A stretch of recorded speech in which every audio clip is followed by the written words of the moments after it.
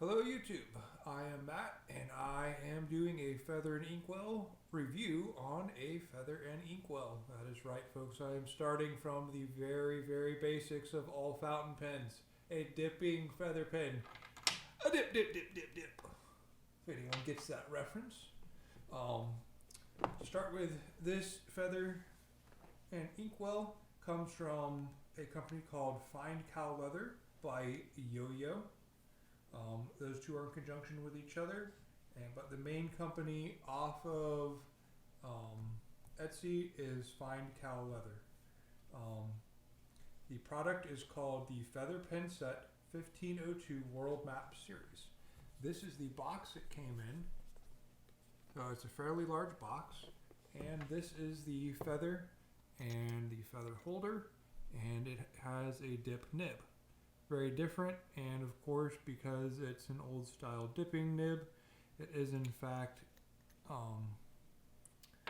there's no ink well within it, so you do have to dip it in the ink that it came with, or you can get iron gall ink as you're supposed to with dipping pens. But for now this works pretty good to demonstrate its abilities.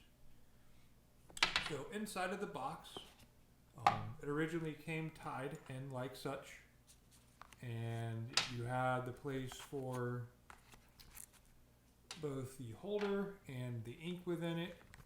So let me just throw that in there for you real quick.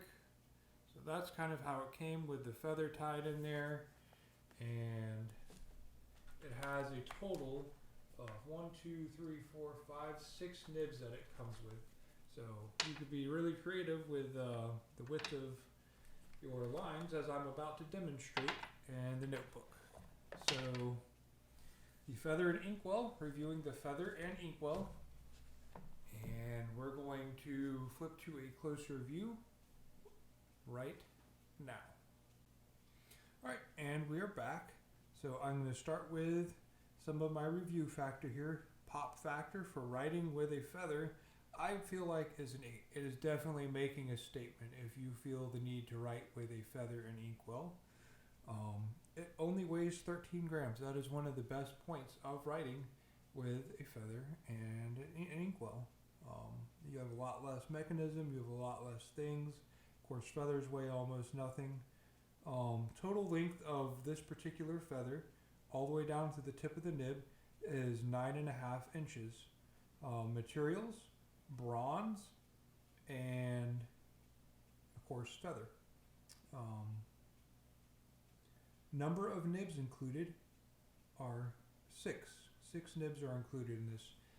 Anywhere from an extra fine, and then of course all of them are differing widths of stub nibs. So none of them are like anything other than just the extra fine that they include, which is in fact a regular fountain pen extra fine nib. The others are all actual dip nibs, where it has more of an ink reservoir cap built into it, so that it holds some degree of ink for writing with. And of course the ink it used is it's dipping black ink, which is a very flat black. It's more of an ink that's meant to have a certain viscosity on a nib so that it writes out smoothly. To demonstrate some of the lines, I've pre-written them out so that we could have a clearer view of how much ink is out there and we don't have a bunch of stuff on camera. Starting with the extra fine, you can see it writes pretty close to a normal extra fine. I think it's closer to a medium. It offers a little bit of variation if you push on it. You can see that right here. The tines do spread. There's no back feed, so all of the nibs are a little bit on the softer side, but not much. They're still stainless steel. Smudge test right here. That's a pretty generous amount for an extra fine.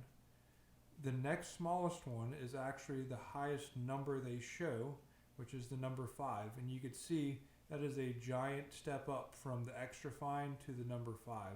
That is immediately closer to almost a 1.5 stub right here. Very thick lines, but you can still write in smaller text that actually fits inside of normal college rule. Going down to the 4, This is the last nib I would say you could write with somewhat normally and will fit in college rule paper.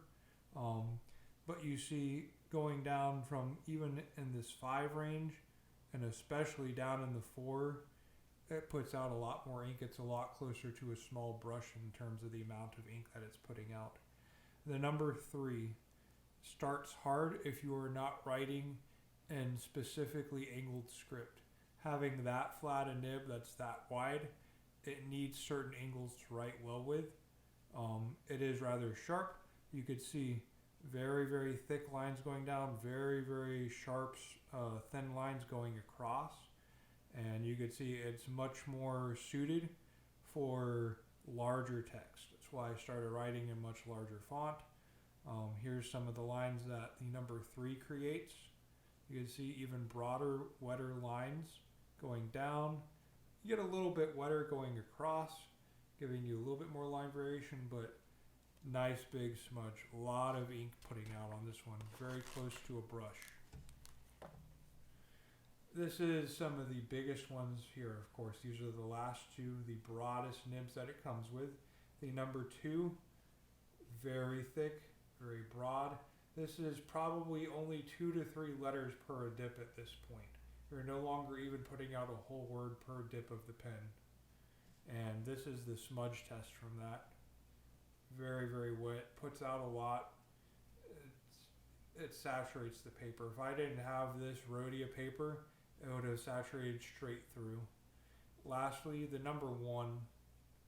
The number 1 almost writes just like a brush. A lot of what you see here, these smudges, is because I blotted it with a paper towel. It was putting out so much ink it wouldn't dry right away because this is a treated page that for fountain pen ink, the Rhodia paper is treated, so it holds ink for a long time before it dries. Lets ink get a sheen if it has it. But you can see super, super broad lines. Regular size text is nearly impossible, and it's really more meant for writing very large text on larger paper. If you're going to do anything that's true calligraphy, this is where you're going with things. You're going to be looking at the number 1 or 2, and the 1 is almost a brush in the amount of area that it requires to put down ink. I didn't even do a smudge test on it because I felt like you could already see the width of the nib and how broad it is and how thick the lines are. This is the downstroke and this is the cross stroke, and this is a diagonal stroke, which actually does come out a little bit closer to probably a medium plus, but you can see the 2 main strokes, the cross and the down, definitely very, very thick and then quite thin. And that is my review on the Feather and Inkwell for the Feather and Inkwell. Do I recommend it? I think it has amazing pop factor. You pop one of these out and you start writing something for someone, it's pretty amazing. They will be in awe, regardless of whether you're writing an extra fine, if you're a great calligrapher. This really highlights your hand if you have a good hand. My hand's not as good. This isn't true calligraphy paper. I don't have the perfect angle for it. The nibs are pretty smooth. They're a little bit sharp on the cross, but the whole going down was pretty smooth overall. The unboxing, I felt like the unboxing experience of this was fairly decent. It has a nice display, has the whole map theme, very antiquated, very antique-ish, very cool factor. I love it. The last 2, the broadest ones, are really more of a brush look.